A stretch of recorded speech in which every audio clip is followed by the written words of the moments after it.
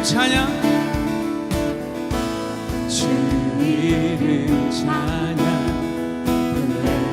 강물 흐르는 그한 땅에 살 때에 주 이름 찬양,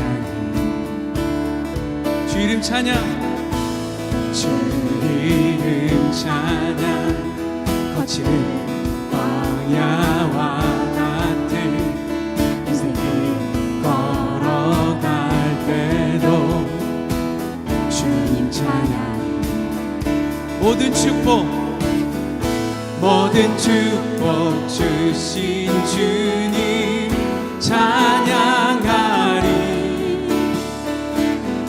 어두운 날이 다가와도 난 외치리.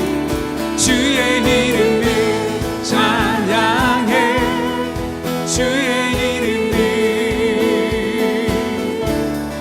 주의 이름을 찬양해.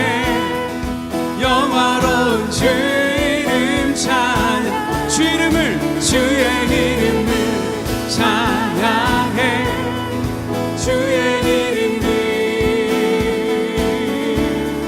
주의 이름을 찬양해. 영화로운 주 이름 찬양,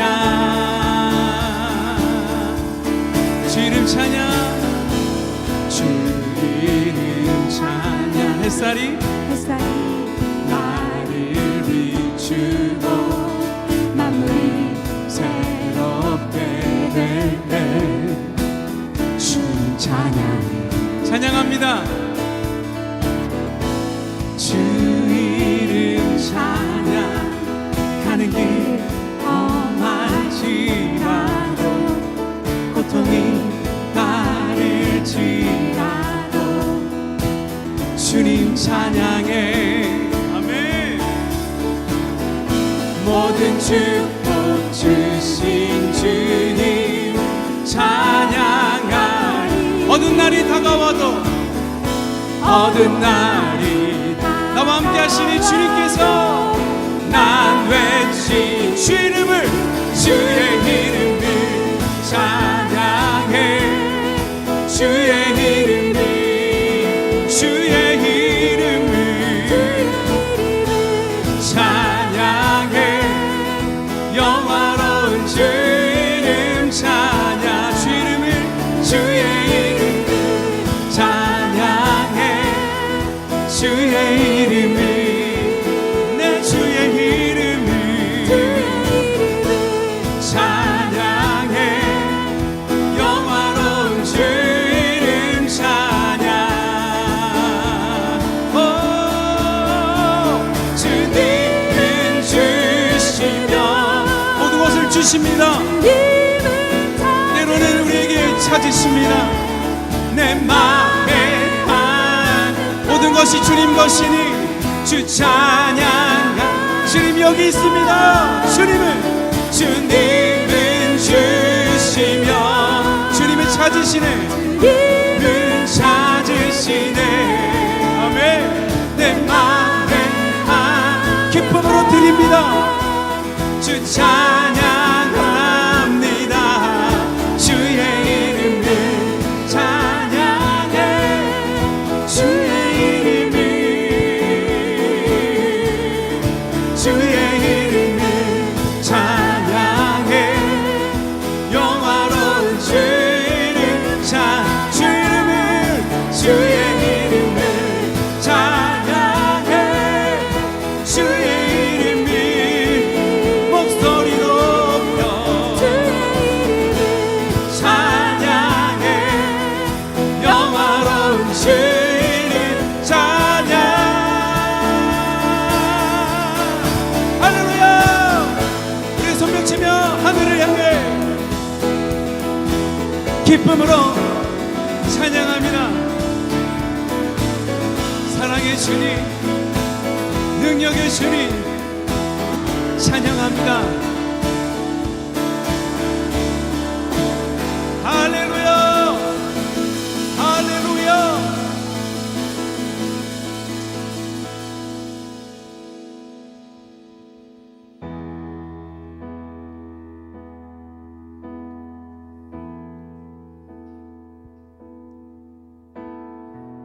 주님을 더욱 닮아가길 원합니다.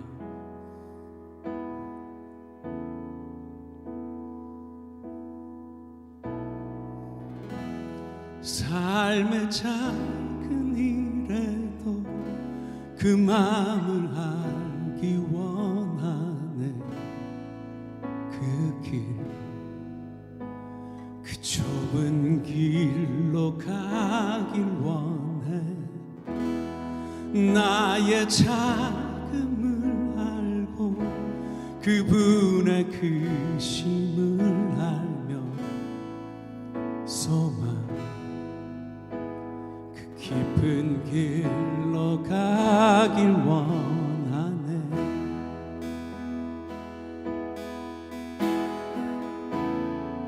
삶의 작은 일에도 삶의 작은 일에도 그 마음을 알기 원하네. 그 길, 그 좁은 길로 가길 원해. 나의 작음을 알고 그분의 크심을 알며 소망 그 깊은 길로 가길 원하네.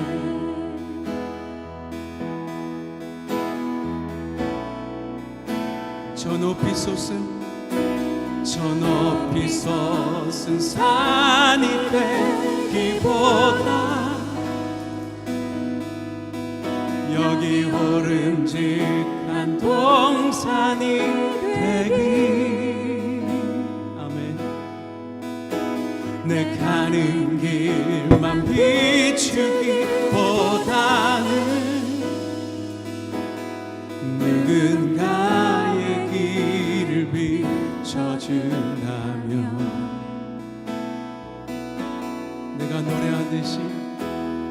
내가 노래하듯이 또 내가 얘기하듯이 살기. 날 그렇게 주기 원하네. 주님처럼 삶의 한 절이라도 그분을 담기 원하네. 사랑 그 높은 길로 가길 원하네. 삶의 작은 일에도 삶의 작은 우리의 일상 가운데 그 마음을 알기 원하네. 그 예수님이라면 어떻게 하실까? 그 좁은 길로 가길 원해. 나의 작음을 알고 그분의 크심을 알며 소망 그 깊은 길로 가기 원하네. 아멘. 저 높이 솟은 산이 되기보다 저 높이 솟은 산이 되기보다 여기 오름직한 동산이 되길. 이웃을 섬기는 삶 되게 하소서. 내 가는 길만 비추기보다는 누군가의 길을 비춰준다면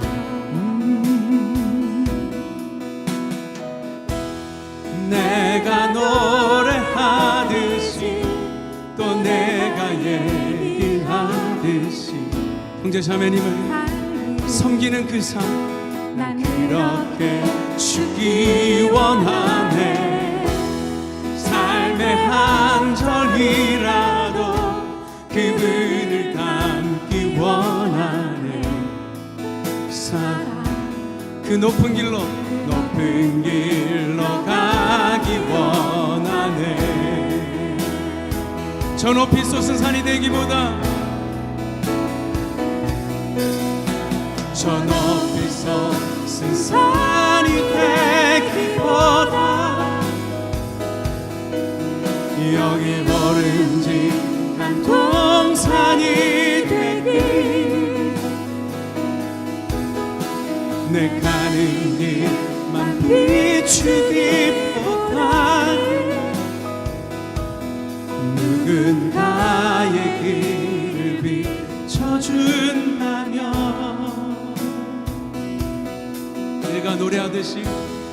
내가 노래하듯이 또 내가 얘기하듯이 살고 아멘 이렇게 죽기 원하네 삶의 한 절이라도 그분을 닮기 원하네 그 좁은 길로 가기 원하네 그 깊은 길로 가길 원하네 그 깊은 길로 가기 원하네 그 좁은 길로 가기 원하네 그 깊은 길로 가기 원하네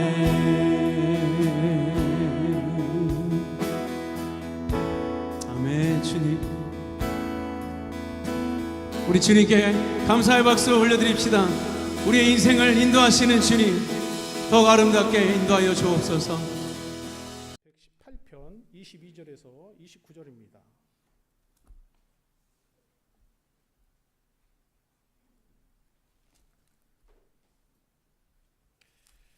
시편 118편 22절에서 29절 말씀입니다. 제가 봉독하겠습니다. 건축자가 버린 돌이 집 모퉁이의 머릿돌이 되었나니 이는 여호와께서 행하신 것이요 우리 눈에 기이한 바로다. 이날은 여호와께서 정하신 것이라 이날에 우리가 즐거워하고 기뻐하리로다. 여호와여 구하옵나니 이제 구원하소서. 여호와여 우리가 구하옵나니 이제 형통하게 하소서. 여호와의 이름으로 오는 자가 복이 있으며 우리가 여호와의 집에서 너희를 축복하였도다. 여호와는 하나님이시라. 그가 우리에게 빛을 비추셨으니 밧줄로 절기 제물을 대단 뿔에 멜지어다. 주는 나의 하나님이시라. 내가 주께 감사하리이다. 주는 나의 하나님이시라. 내가 주를 높이리이다. 여호와께서 감사하라. 그는 선하시며 그의 인자하심이 영원함이로다. 아멘.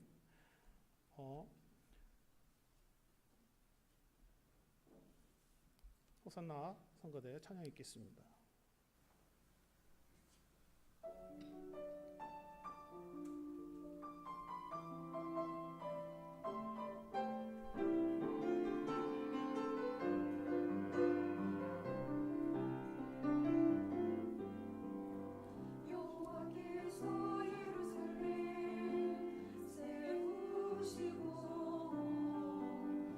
이스라엘에 흩어질 자를 모으시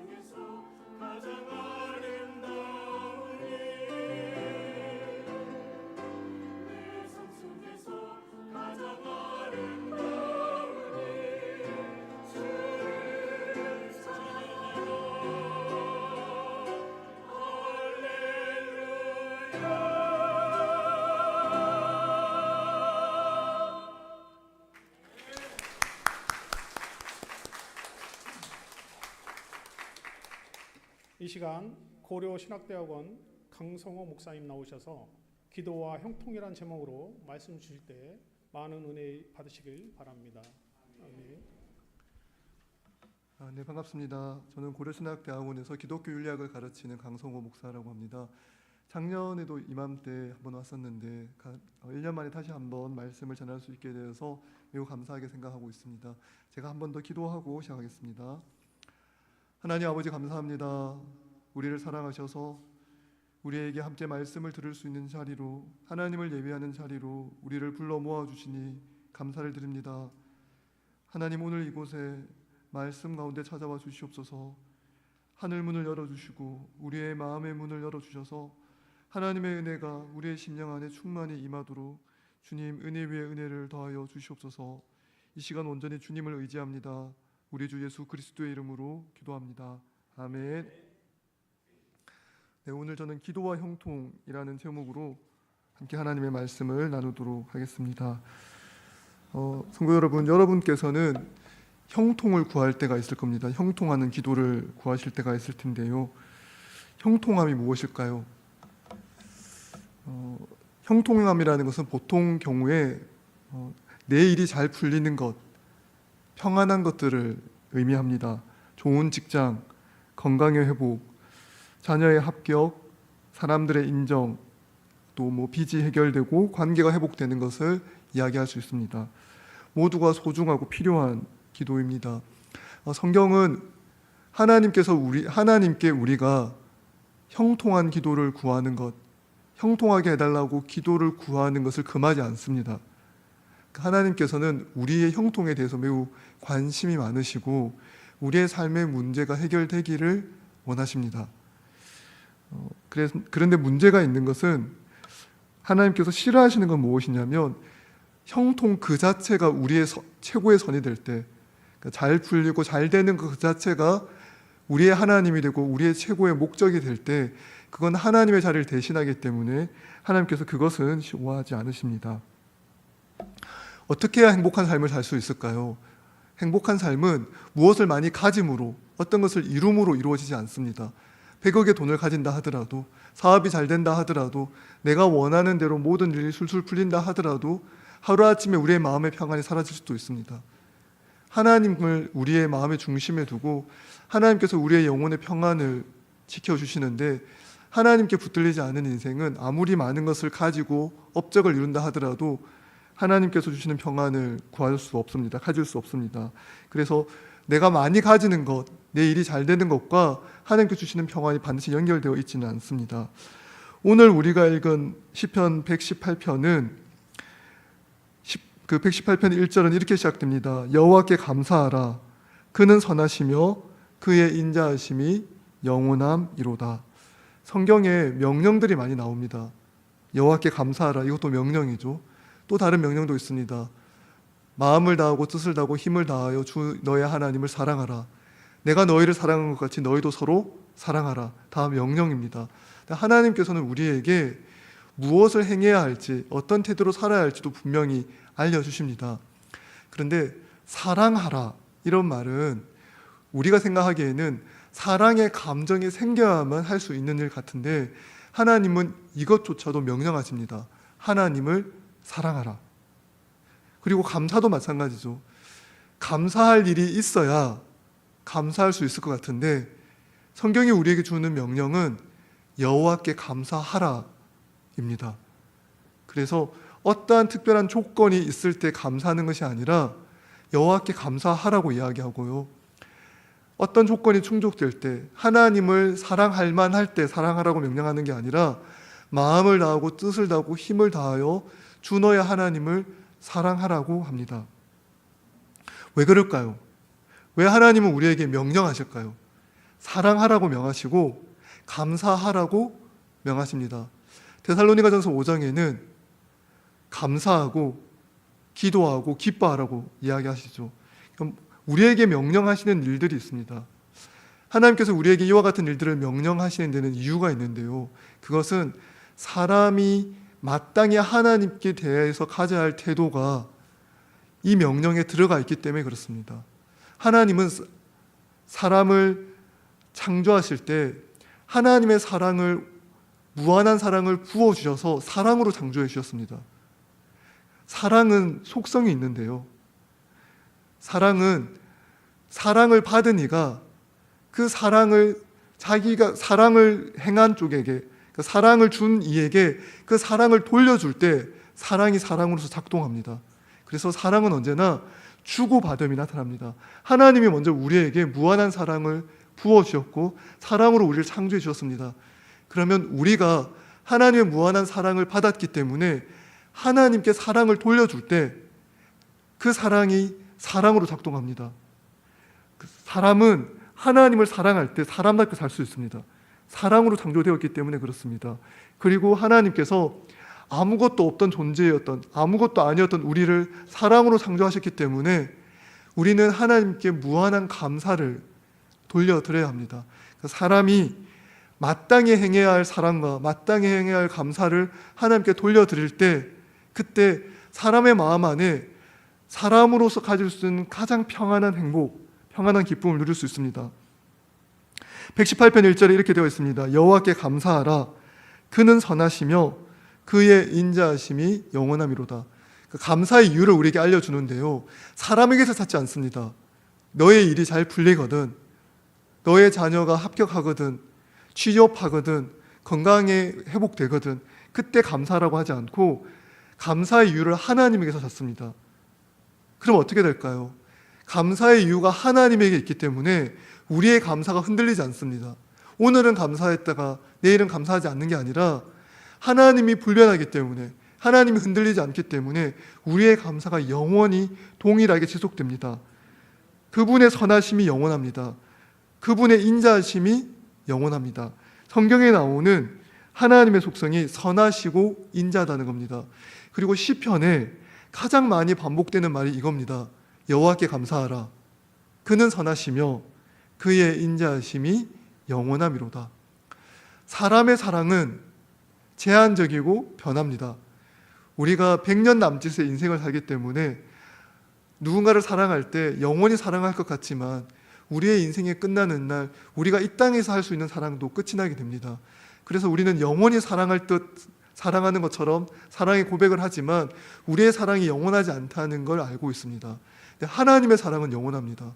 하나님의 사랑은 시간의 제한을 뛰어넘습니다. 하나님은 이 온 우주의 시간이 시작되기도 전에 우리를 사랑하셨습니다.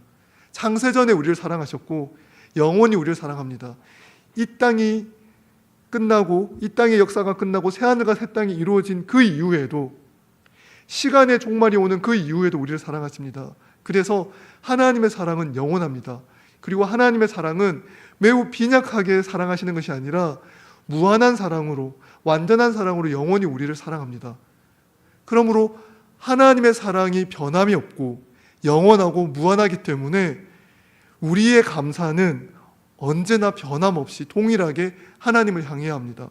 무한한 감사를 하나님께 돌려드려야 합니다. 근데 시편 118편은 우리에게 매우 중요한 진리를 알려주는데요, 우리의 감사가 우리의 일상의 삶 속에서 그렇게 지속적으로 동일하게 변함없이 이루어지기 어렵다는 것을 시편 기자는 잘 알고 있습니다. 사랑하는 성도 여러분, 여러분은 삶 속에서 감사가 언제나 변함없이 동일하게 나오십니까? 그렇지 않을 때가 많을 겁니다. 삶의 위기가 닥쳤을 때, 문제가 닥쳤을 때, 고통과 고난이 닥쳤을 때 하나님께 감사하기가 매우 어렵습니다. 원망과 불평이 터져나오고 왜 이런 일이 생겼을까 탄식이 터져나옵니다. 고통과 고난을 하나님께서 나에게 왜 허락하셨는가? 하나님의 백성인 나에게 이런 일이 왜 생겼을까라는 생각이 먼저 들게 되어 있습니다. 그래서 시편 118편은 매우 현실적인 이야기입니다. 그냥 마냥 감사하라는 이야기가 아니라 우리가 어떻게 하나님께 감사해야 하는가, 우리의 삶의 문제를 어떻게 해결해야 하는가에 대해서 매우 정직하게 그 해답을 알려주고 있습니다. 118편 5절에 보면 이렇게 되어 있습니다. 내가 고통 중에 여호와께 부르짖었더니 여호와께서 응답하시고 나를 넓은 곳에 세우셨도다. 사랑하는 여러분, 우리의 감사가 끊기는 이유가 있다면 그건 바로 고통 때문일 겁니다. 고통과 고난, 삶의 문제들이 하나님께 감사할 수 없게 우리를 만들어 갑니다. 고통이 닥쳤을 때, 삶이 잘 풀리지 않을 때, 내 마음대로 일이 되지 않을 때, 내 남편도 내 마음대로 되지 않고, 내 아내도 내 마음대로 되지 않고, 자녀가 내 마음대로 되지 않을 때, 그때 우리는 삶의 고통을 경험합니다.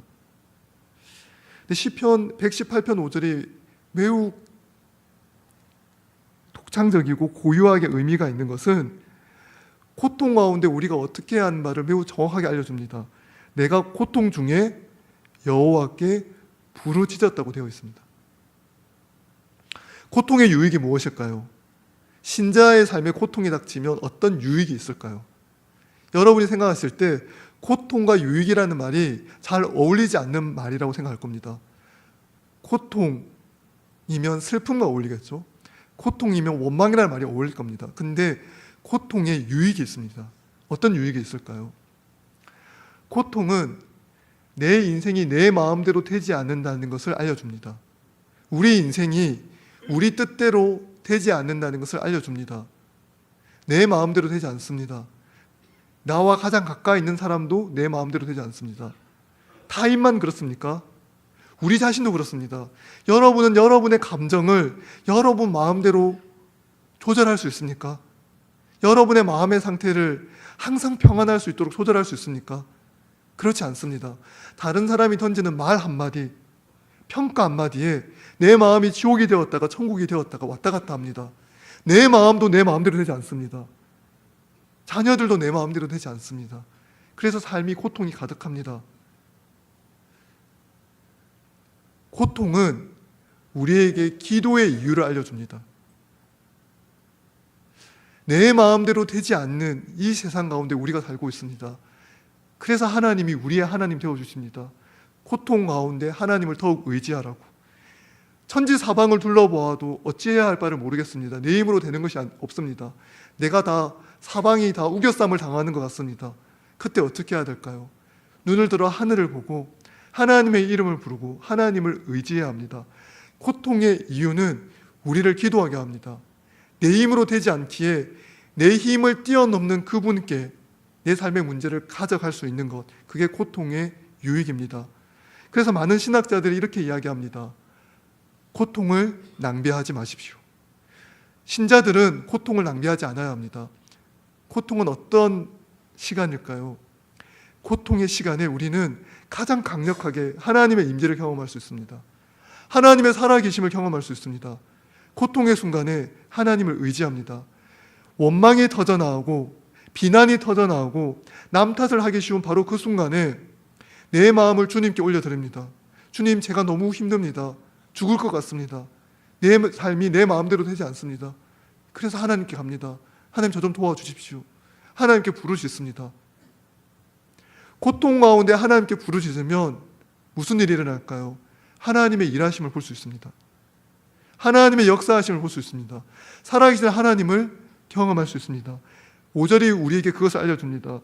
내가 고통 중에 여호와께 부르짖었더니 여호와께서 응답하시고 나를 넓은 곳에 세우셨도다. 고통 중에 여호와께 부르짖으면 하나님의 살아계심을 경험할 수 있습니다. 그렇다면 고통을 만났을 때 우리가 해야 할 가장 첫 번째 일은 고통과 기도의 시간의 간격을 좁히는 겁니다. 많은 경우에 고통이 닥쳤을 때 바로 기도하지 못합니다. 고통이 있은 이후에 오랜 시간이 있다가 기도할 때가 많습니다. 지혜로운 자는 어떤 사람입니까? 인생에서 누릴 수 있는 가장 큰 복은 무엇입니까? 고난 당할 때 바로 그 순간 바로 엎드려서 기도하는 겁니다. 하나님, 저를 도와주십시오. 고통 중에 부르짖는 것입니다. 고난 당하는 자는 주님께 더욱 기도하는 것입니다. 기도할 때 살아계신 하나님을 가장 뜨겁게, 가장 강력하게 경험할 수 있습니다. 그래서 고난 중에는 기도하십시오. 고난 중에 여호와 이름을 부르십시오. 그때 하나님께서 내게 응답하시는지를 알 수 있습니다. 5절부터 9절까지 내용이 다 그 내용입니다. 내가 고통 중에 여호와께 부르짖었더니 여호와께서 응답하시고 나를 넓은 곳에 세우셨도다. 여호와는 내 편이시라. 내가 두려워하지 아니하리니 사람이 내게 어찌할까? 여호와께서 내 편이 되사 나를 돕는 자들 중에 계시니 그러므로 나를 미워하는 자들에게 보응하시는 것을 내가 보리로다. 여호와께 피하는 것이 사람을 신뢰하는 것보다 나으며 여호와께 피하는 것이 고관들을 신뢰하는 것보다 낫도다. 문제가 닥치면 이걸 내 힘으로 해결하려고 합니다. 또는 다른 사람들에게 도움을 얻고자 합니다. 그 순간 무슨 일이 일어날까요? 우리는 하나님께 이렇게 이야기하는 것과 똑같습니다. 하나님, 제 힘이 하나님보다 더 셉니다. 제가 저 사람에게 가는 게 하나님께 기도하는 것보다 더 나은 일입니다. 저는 하나님보다 저 사람을 더 의지하고 제 힘을 더 의지하고 다른 사람들의 개입을 더 의지합니다.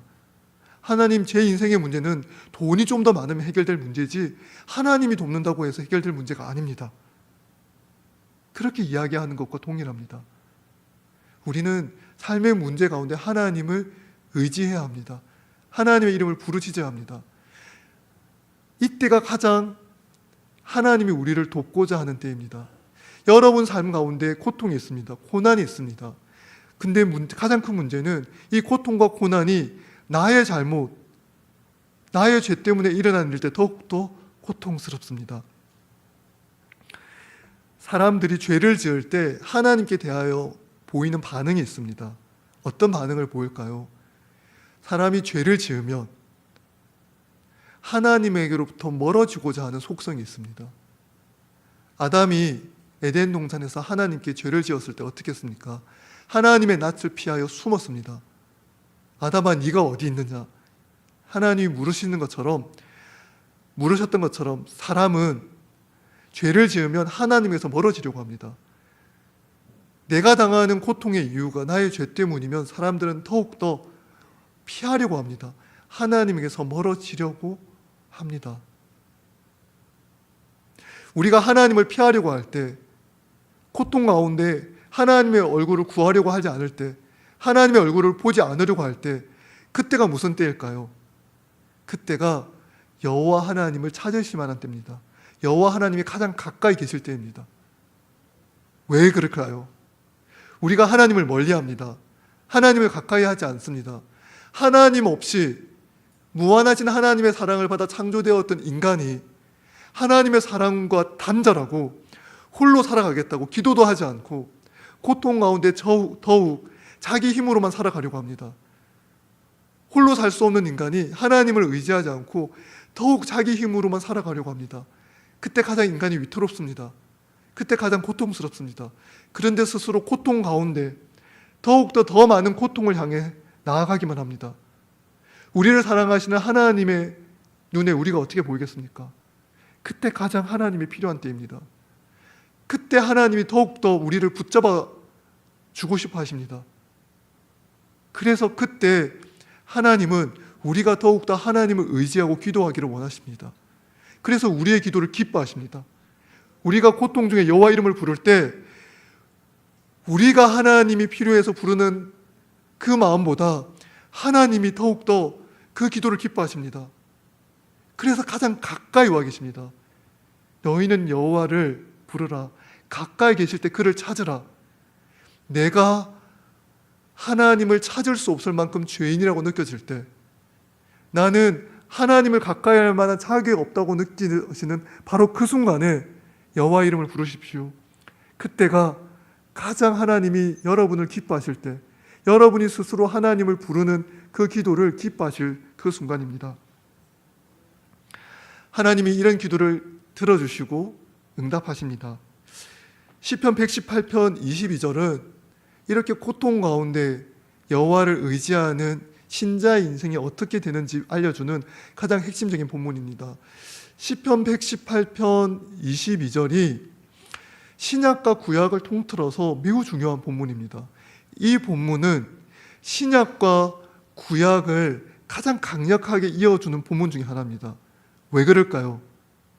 시편 118편 22절은 성경을 정독하신 분들이라면, 성경의 말씀을 유심히 보신 분이라면 이 말씀이 다른 사람의 입술에서 여러 번 고백되었다는 걸 알 수 있습니다. 누가 이야기했죠? 예수님이 이야기하셨습니다. 나는 건축자의 버린 돌 같이 버려졌으나 하나님께서 나를 집 모퉁이의 머릿돌로 삼아주셨다. 예수님께서 하신 말씀입니다. 사람들이 예수님을 건축자가 버린 돌처럼 버렸습니다. 신자의 인생이 이와 같습니다. 여러분이 고통당할 때, 고난을 당할 때 마치 여러분이 가치 없는 돌처럼 버려진 것처럼 느껴집니다. 여러분은 건축자의 버린 돌이 뭔지 아십니까? 건축자의 버린 돌은, 여기 성광교회가 매우 아름답게 건축되어 있는데요, 건물을 지을 때 건축자들이 와서 건물을 지을 때 고대에서는 큰 돌을 가져와서 돌을 깎아서 기둥을 만듭니다. 그 기둥을 세워야 건축물을 지을 수 있습니다. 그런데 원래부터 네모 반듯한 기둥은 없습니다. 어떻게 해야 됩니까? 돌을 깎아내죠. 그리고 기둥을 세웁니다. 건물을 다 짓고 나면 반드시 그 깎아낸 돌 부스러기가 생깁니다. 건축자가 집주인에게 그 건물을 양도하기 전에, 이제 건물을 다 지었으니 이 건물에 대한 건축한 그 비용을 저에게 주십시오라는 말을 하기 전에 건축자는 반드시 그 건물 안에 있는 부스러기 돌들을 다 청소하고 비운 다음에, 버린 다음에 주인에게 돈을 요구해야 됩니다. 그때 버리는 돌이 뭐냐면 건축자가 버린 돌입니다. 가치 없고 쓸모없어서 버린 돌입니다. 아무 가치 없는 돌, 쓸모없는 돌이 건축자가 버린 돌이죠. 신자가 고통을 당하면, 고난을 당하면 하나님도 나를 사랑하지 않는 것처럼 여겨집니다. 그런 느낌을 받습니다. 사람들이 나를 가치 없다고 느끼는 것 같습니다. 가족들도 나한테 별로 기대를 하지 않는 것처럼 그런 기분이 들 때가 있습니다. 내 마음이 너무 황폐합니다. 그래서 도무지 의지할 바가 없습니다. 내 인생이 무가치하게 느껴질 때, 나 자신의 무가치함과 싸워야 하는 바로 그 순간에, 나조차도 내가 가치 없어 보여서 나조차도 외면하고 싶어지는 바로 그 순간에 하나님께서 무슨 일을 하시는가? 건축자가 버린 돌 같은 우리 인생을 그 건축물의 가장 중요한 위치인 집 모퉁이의 머릿돌로 삼아주십니다. 이 집 모퉁이의 머릿돌이 없으면 그 건축물이 붕괴되는데 가장 중요한 머릿돌로 우리의 인생을 바꿔주십니다. 가장 가치 없는 인생에서 가장 가치 있는 인생으로 바꿔주시는 것이 하나님의 역사입니다. 사랑하는 여러분, 예수님이 우리를 위해서 어떤 일을 하셨습니까? 예수님이 언제 나의 인생이 건축자가 버린 돌 같다라고 얘기하시냐면 십자가 죽음을 향해 걸어갔을 때 이 말을 하십니다. 내 인생은 건축자가 버린 돌 같은 인생이다. 그러나 하나님께서 집 모퉁이의 머릿돌로 삼아주셨다.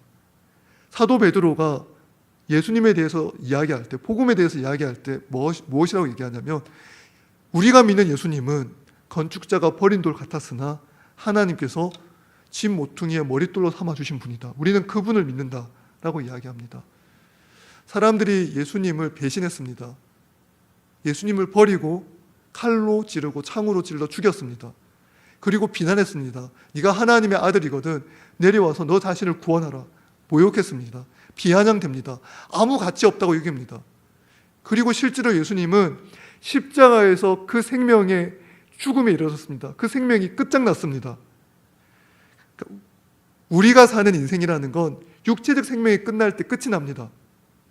아무리 돈이 많아도, 아무리 많은 성공을 했다 하더라도, 아무리 좋은 평판을 가지고 있다 하더라도 우리가 사는 인생은 육체적 생명이 끝날 때 끝이 나는 인생입니다. 사람들이 생각할 때 예수님의 인생은 십자가에서 끝이 났습니다. 2000년 전에 사람들이 생각할 때는 예수님은 십자가에서 끝장난 인생입니다. 아무도 예수님의 인생에 소망이 있다고 생각하지 않았습니다.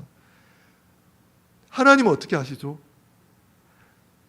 고통 가운데 죽음의 순간에도 하나님을 의지하였던 예수 그리스도를 붙들어 주셔서 아무 소망 없고 사람들이 가치 없다고 여기고 비난하고 비판하고 무가치하게 여긴 예수님을 집 모퉁이의 머릿돌로 삼아 주셔서 가장 존귀한 인생, 많은 이들을, 많은 죄인들을 하나님께로 인도하여 영생을 얻게 만드는 가장 가치 있는 생명으로 바꿔주셨습니다. 이 온 우주에서 가장 가치 있는 생명은 예수님의 생명입니다. 그리고 예수님의 생명을 믿고 예수님의 생명 안에 들어와 거듭난 인생, 영원한 생명을 받은 인생만이 가치 있는 생명이 됩니다. 이 땅에 있는 모든 인간들은, 모든 사람들은 다 죽음에 이릅니다. 그러나 주 예수 그리스도를 구주로 영접하여 그리스도 안에 있는 사람, 그리스도 생명과 연결된 사람은 예수 그리스도의 생명이 건축자가 버린 돌이 가장 가치 있는 생명이 된 것처럼 예수 그리스도를 믿는 모든 사람은 우리가 살고 있는 인생이 어떤 인생이든지, 지금 성공한 인생이든지 성공하지 못한 인생이든지, 부하든지 가난하든지, 건강하든지 건강하지 않든지, 지금 관계가 좋든지 좋지 않든지 상관없이 그 인생을 예수 그리스도와 동일하게 가장 가치 없는 인생에서 가장 존귀한 인생으로 바꾸어 주십니다. 예수 그리스도 안에 있는 모든 피조물들은 이제 거듭난 새로운 피조물이 됩니다. 보라, 이전 것은 지나갔으니 보라, 새 것이 되었도다. 이제 우리는 새 생명을 가진 존재입니다. 사랑하는 성도 여러분, 그래서 우리의 인생의 소망이 여기에 있습니다. 여기에 우리의 형통함이 여기에 있습니다. 23절 24절은 이렇게 이야기합니다. 이는 여호와께서 행하신 것이요 우리 눈에 기이한 바로다. 이 날은 여호와께서 정하신 것이라. 이 날에 우리가 즐거워하고 기뻐하리로다. 그리고 25절에 우리에게 기도를 가르칩니다. 여호와여 구하옵나니 이제 구원하소서. 여호와여 우리가 구하옵나니 이제 형통하게 하소서. 사랑하는 여러분, 25절을 잘 보면 중요한 포인트가 있습니다. 여호와께 구한다는 겁니다. 기도한다는 겁니다. 전 세계 신학자들이 교회 성장의 역사를 다룰 때 1960년부터 80년까지 있었던 한국 교회 성장을 매우 경이롭게 봅니다. 어떤 이들은 그 성장을 기복신앙의 결과라고 해서 폄하하기도 합니다. 근데 저는 그 생각에 동의하지 않습니다. 왜 그런고 하니 우리 선배들의 신앙은 삶의 문제를 가지고 하나님께 기도하는 신앙이었습니다. 어려운 일이 닥치면 그 어려움을 가지고 기도하는 신앙이었습니다. 1960년대에 그 당시 한국에 산업화가 일어나서 많은 농촌 지역에 있던 많은 사람들이 이촌 향도라는 걸 하게 됩니다. 농촌을 떠나 도시로 오게 되죠. 그래서 도시에 도시 빈민들이 넘쳐났습니다. 그 도시 빈민들이 넘쳐난 곳에 매우 특이하게 대형 교회들이 생겨납니다. 왜냐하면 사람들이 삶의 문제를 가지고 교회 와서 기도를 했습니다. 1968년에 일본의 노무라 목사님이 찍은 사진이 하나가 있습니다.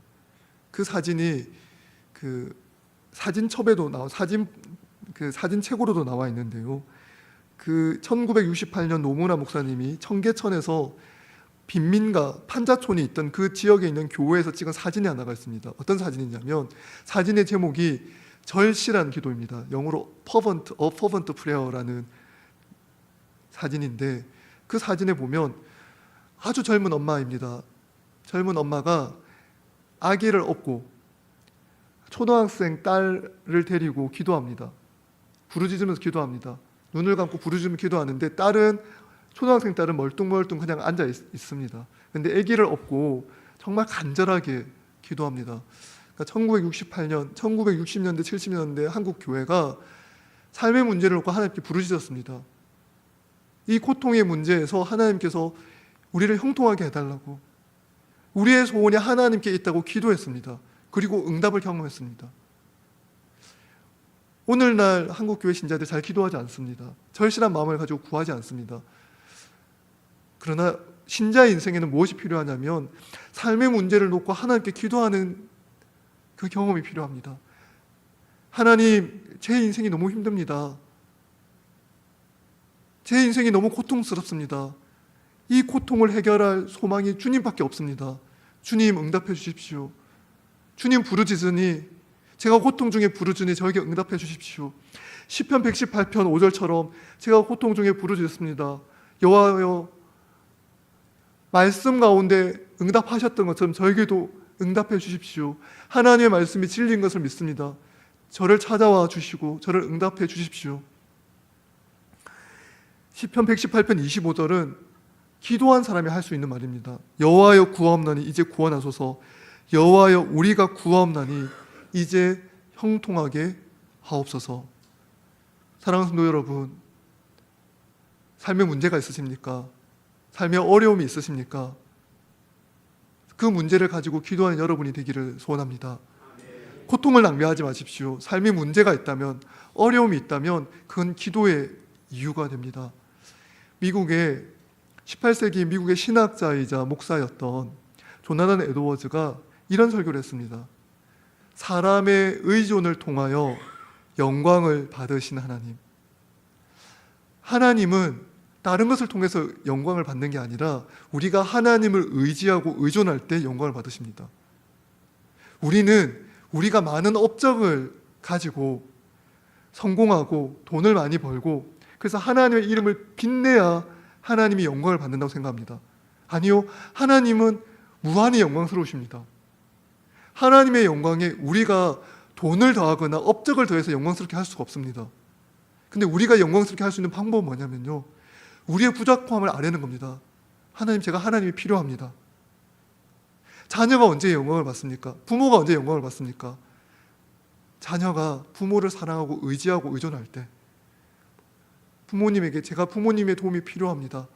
부모님의 지도가 필요하고 부모님의 권면이 필요하고 저는 부모님의 도움으로 제가 이렇게 바르게 살아갈 수 있습니다. 그런 말을 들을 때 부모의 마음에 어떤 마음이 들겠습니까? 우리의 존재가 아주 영광스럽다고 느껴집니다. 아, 자녀가 나를 이렇게 의지하고 내 권면이, 내 지도가 이렇게 필요하다고 인정해 주는구나. 우리가 주님을 의지하고 의존한다는 게 무슨 뜻이냐면 하나님을 인정하는 겁니다. 사랑도 여러분, 그러므로 삶의 어려움이 닥칠 때 주님을 더욱 의지하십시오. 의존하십시오. 그러면 주님의 영광을 받으십니다. 여러분의 삶을 통해서 주님의 영광이 찬란하게 빛이 납니다. 26절에 보면 신자가 받는 복이 무엇인지를 우리에게 알려줍니다. 여호와의 이름으로 오는 자가 복이 있으며, 우리가 기도할 때 우리는 이미 복을 받습니다. 기도하는 것만으로도 이미 복을 받습니다. 여호와 이름으로 여호와께 나아가기 때문에 그렇습니다. 주님을 의지하는 자, 주님의 이름으로 나아가는 자는 그 자체가 복이 됩니다. 우리가 복을 누리는 비결이 됩니다. 하나님께서 이렇게 복을 약속하셨는데 그 복을 누리지 않는 것, 그 복을 차단하는 것, 그것이 죄입니다. 우리가 여호와의 집에서 너희를 축복하였도다. 27절 28절 보면 여호와는 하나님이시라. 그가 우리에게 빛을 비추셨으니 밧줄로 절기 제물을 제단 불에 매일지어다. 주는 나의 하나님이시라. 내가 주께 감사하리이다. 주는 나의 하나님이시라. 내가 주를 높이리이다. 사랑하는 여러분, 시편 118편 1절은 여호와께 감사하라 라는 약간 보편적인 명령으로 시작되었습니다. 그런데 28절에 가면 이제 개인적인 고백이 나옵니다. 하나님이 나의 하나님이라는 거죠. 내가 고통 가운데 하나님께서 나를 어떻게 응답하셨는지를 경험했습니다. 내가 기도하였는데 하나님 나를 응답하시고 나를 도우시고 나를 인도하셨다는 것을 경험했습니다. 그래서 이렇게 고백합니다. 주는 나의 하나님이시라. 내가 주께 감사하리이다. 주는 나의 하나님이시라. 내가 주를 높이리이다. 사랑하는 여러분, 이것이 우리의 찬양입니다. 이것이 우리의 고백입니다. 시편에 계속해서 반복하면서 나오는 말이 뭐냐면 이런 고백입니다. 주는 나의 산성이요, 나의 피할 바위시요, 나의 요새시요, 나의 구원이시라. 공통점이 뭐죠? 주님을 의지한다는 겁니다. 주님의 보호를 구한다는 거죠. 주님이 나의 구원이시고 나의 산성이시고 나의 요새시고 나의 반석입니다. 다 주님이 나를 지켜주신다는 거죠. 그걸 고백하는 겁니다. 그게 우리의 찬양입니다. 주님, 저 좀 도와주세요. 저의 삶의 문제가 이렇습니다. 그 기도를 하나님께서 가장 기뻐하십니다. 1절과 29절은 동일합니다. 여호와께 감사하라. 그는 선하시며 그의 인자하심이 영원함이로다. 똑같은 1절과 29절 내용이지만 저는 29절의 고백이 1절과는 다르다고 생각합니다. 왜 다를까요? 29절의 내용은 1절부터 28절까지의 내용이 다 경험된 이후에 나오는 고백입니다. 여호와께 감사하라. 그는 선하시며 그의 인자하심이 영원함이로다. 사랑하는 여러분, 저는 성광교회 모든 성도들이 이 1절부터 28절까지의 내용을 매일의 삶에서 충만히 경험하게 되기를 소원합니다. 그래서 29절의 고백이 삶에서 매일 터져나오고 서로에게 기쁨으로 권면할 수 있기를, 진심으로 경험한 내용으로 서로에게 권면하고 도전할 수 있기를 소원합니다. 그런 저와 여러분이 되기를 소원하고 축복합니다. 기도하겠습니다. 하나님 아버지, 감사합니다. 우리를 사랑하셔서 시편 118편 안에 담겨져 있는 기도와 형통의 내용에 대해서 우리로 깨닫게 하여 주시니 감사를 드립니다. 여호와께 감사하라. 그는 선하시며 그의 인자하심이 영원함이로다. 이 고백이 우리의 고백이 되게 하여 주시옵소서. 여호와께 의지하고 여호와께 우리의 고통과 고난의 문제를 가져가 여호와께 기도하고 부르짖는 성광교회 모든 성도들 되게 하여 주시고, 하나님의 응답하심을 삶 속에서 매일매일 충만히 경험하는 모든 성도들의 가정이 되게 하여 주시옵소서. 주님, 성광교회가 하나님의 은혜를, 하나님의 살아계심을 매일 경험하여 그 사랑과 은혜를 다른 이들에게도, 다른 사람들에게도 충실히 전달할 수 있도록 복의 복을, 은혜 위에 은혜를 더하여 주시옵소서. 감사드립니다. 우리 주 예수 그리스도의 이름으로 기도합니다. 아멘.